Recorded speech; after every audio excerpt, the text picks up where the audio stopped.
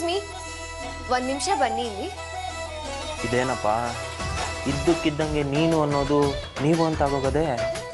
ಮರ್ವಾದೆ ಹೆಚ್ಚಾಗೋಗಿರೋದು ಒಳ್ಳೆಯದಕ್ಕ ಕೆಟ್ಟದಕ್ಕ ಗೊತ್ತಾಯ್ತಿಲ್ವೇ? ಸರಿ, ಏನು ಅಂತ ಕೇಳೇ ಬಿಡಮ್ಮ.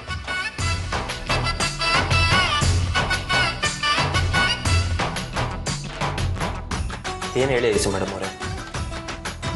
ಅದು ಆ್ಯಕ್ಚುಲಿ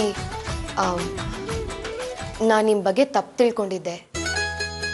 ನೀವು ಆ ಹುಡುಗನ ಹತ್ರ ಮಾತಾಡಿ ದುಡ್ಡು ಕೊಟ್ಟ ಮೇಲೆ ನಿಮ್ಮ ಬಗ್ಗೆ ಚೆನ್ನಾಗಿ ಅರ್ಥ ಮಾಡಿಕೊಂಡೆ. ಮೊದಲು ನಿಮ್ಮ ಮನಸ್ಸನ್ನ ಸರಿಯಾಗಿ ಅರ್ಥ ಮಾಡ್ಕೊಳ್ದೆ ತಪ್ಪು ಮಾಡಿದ್ದೆ. ನೀವು ತುಂಬ ಒಳ್ಳೆಯವರು. ನೀವು ಇಂದ್ರ, ಚಂದ್ರ, ನೀವು ಹೇಳಿದ್ದೇ ಸತ್ಯ. ನನ್ನ ಕ್ಷಮಿಸ್ಬಿಡಿ. I am sorry.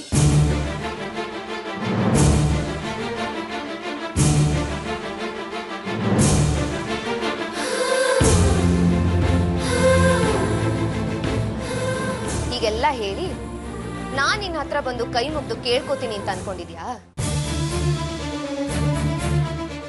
ನೀನ್ ಈ ರೀತಿ ಒಂದು ನಾಟಕ ಮಾಡಿದ ತಕ್ಷಣ ನಾನ್ ಕರ್ಗಿ ನೀರಾಗಿ ನಿನ್ ಹತ್ರ ಬಂದು ಸೇರ್ಕೋತೀನಿ ಅಂತ ಕಲ್ಪನೆ ಕೂಡ ಇಟ್ಕೋಬೇಡ. ಯಾಕಂದ್ರೆ ನೀನ್ ಎಂತ ನಾಟಕಗಾರ ಅಂತ ನಾನು ತುಂಬಾ ಹತ್ರದಿಂದ ನೋಡಿದ್ದೀನಿ. ಸೊ ನೀನ್ ಎಷ್ಟೇ ಸೀನ್ ಕ್ರಿಯೇಟ್ ಮಾಡಿದ್ರು ನಾನು ಅದನ್ನ ನಂಬಲ್ಲ. ನಿನ್ ಬಗ್ಗೆ ಒಳ್ಳೆ ಅಭಿಪ್ರಾಯನೂ ಬರಲ್ಲ. ಐಸು ಮೇಡಮ್ ಅವರೇ, ನಾನು ನಾಟಕ ಮಾಡ್ತಿದ್ದೀನಿ ಅನ್ಕೊಳ್ಳೋದ್ರಾಗೆ ನಿಮ್ಗೆ ಒಂದೇ ಒಂದು ಕ್ಷಣದ ಸಂತೋಷನಾದ್ರೂ ಸಿಗ್ತದೆ ಅಂದ್ರೆ ನೀವು ಹಂಗೆ ತಿಳ್ಕೊಳ್ಳಿ.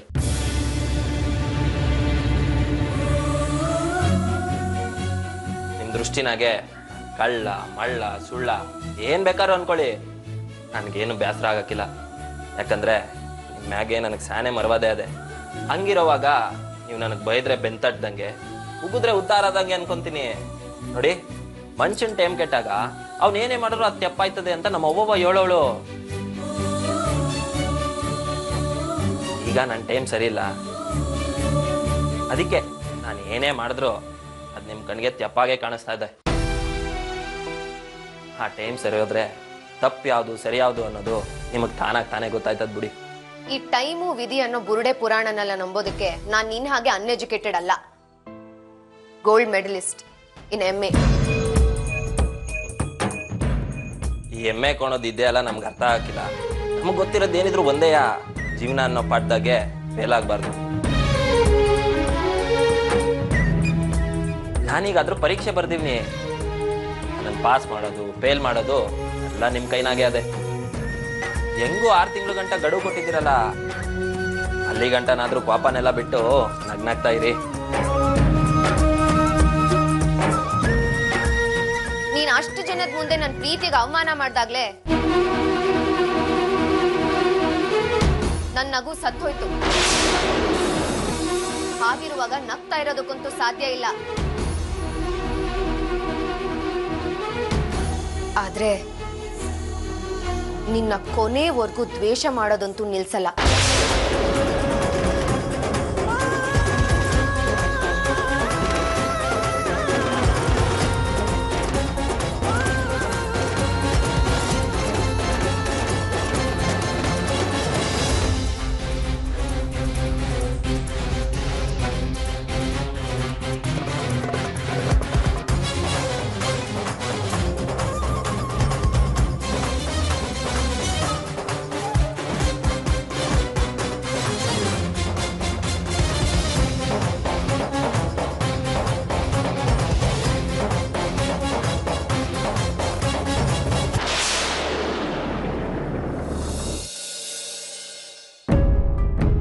ಒಮ್ಮೆ ಎಂತವ ಒಂದು ಮುಖ್ಯವಾದ ವಿಚಾರ ಮಾತಾಡ್ಬೇಕಿತ್ತು. ಊಟ ಮಾಡುವಾಗ ಏನಿಲ್ಲ ಮಗ ನಿಂದು, ಮೊದಲು ಉಣ್ಣು ಆಮೇಲೆ ಕೇಳುವಂತೆ. ಒಮ್ಮೆ ಈ ವಿಚಾರನ ಎಲ್ರ ಮುಂದೆನೂ ಹೇಳಕ್ ಆಗಿಲ್ಲ.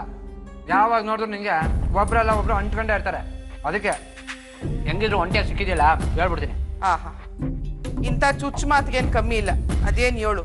ಮಮ್ಮಿ, ನಾನು ಇಲ್ಲಿಗೆ ಬಂದು 15 ಡೇಸ್ ಆಯ್ತು. ಹಟ್ಟಿನಾಗ ಸುಮ್ಮನೆ ಕುತ್ಕೊಂಡು ಏನು ಮಾಡೋದು ಹೇಳು? ನನ್ನ ಪರೀಕ್ಷೆ ಎಲ್ಲ ಮುಗೀತು. ಪೇಷಂಟ್ಗಳು ಫೋನ್ ಮಾಡಿ ಇಂಜೆಕ್ಷನ್ ಮಾತ್ರೆ ಕೊಡಕ್ಕೆ ಯಾವಾಗ ಬರ್ತೀರಾ ಡಾಕ್ಟ್ರೆ ಅಂತ ಫೋನ್ ಮ್ಯಾಗ್ ಫೋನು ಮಾಡ್ತಾನೆ ಇರ್ತಾರೆ. ಮಾತ್ರೆ ಏನೋ ಫೋನಲ್ಲೇ ಹೇಳ್ಬಿಡ್ತೀನಿ, ಆದ್ರೆ ಇಂಜೆಕ್ಷನ್ ಹೆಂಗ್ ಕೊಡೋದು ಹೇಳು? ಅದಕ್ಕೆ ನಾ ಸಿಟಿಗೆ ವಾಪಸ್ ಹೋಗ್ಬೇಕು ಅಂತ ತೀರ್ಮಾನ ಮಾಡಿದ್ವಿ. ಓ, ಪ್ರಪಂಚದಾಗಿರೋ ರೋಗಿಗಳಿಗೆಲ್ಲ ನೀನೊಬ್ನೇ ಡಾಕ್ಟ್ರ್ ಏನಲ್ಲ, ಬೇಕಾದಷ್ಟು ಜನ ಅವರೇ. ಸುಮ್ಕೆ ತೆಪ್ಪಗೆ ಬಿದ್ದಿರು. ಇನ್ನೊಂದು ಕಿತ ಏನಾರ ಒಯ್ತೀನಿ ಗೀತೀನಿ ಅಂತ ಏನಾರ ಅಂದ್ರೆ ಅಟ್ಟಿನಾಗೆ ಇಟ್ಟು ಹಾಕಕ್ಕಿಲ್ಲ. ಇಲ್ಲಿ ನಿಂಗೆ ಏನ್ಲ ಕಮ್ಮಿ ಆಗದೆ?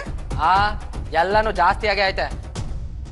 ಉಣ್ಣಕ್ಕೆ ಇಟ್ಟೇನೋ ಸಿಗ್ತದೆ, ಆದ್ರೆ ನಾನು ಪುಸ್ತಕಕ್ಕೆ ಪರೀಕ್ಷೆಗೆ ಅಂತ ಮಾಡಿರೋ ಸಾಲನ ಹೆಂಗ್ ತೀರ್ಸ್ಲಿ ಹೇಳು? ಅಲ್ಗಾದ್ರೂ ಹೋದ್ರೆ ಹೆಂಗಾದ್ರೂ ದುಡ್ದು ತೀರ್ಸ್ತೀನಿ, ಇಲ್ಲೇನ್ ಮಾಡ್ಲಿ? ಸರಿ ಸರಿ, ನೀನೇನು ಬೇಜಾರು ಮಾಡ್ಕೋಬೇಡ, ನಾನು ಇಲ್ಲೇ ಇರ್ತೀನಿ. ಆದ್ರೆ ನನಗೆ ಜಸ್ಟ್ 5 ಲಕ್ಷ ರೂಪಾಯಿ ಬೇಕು.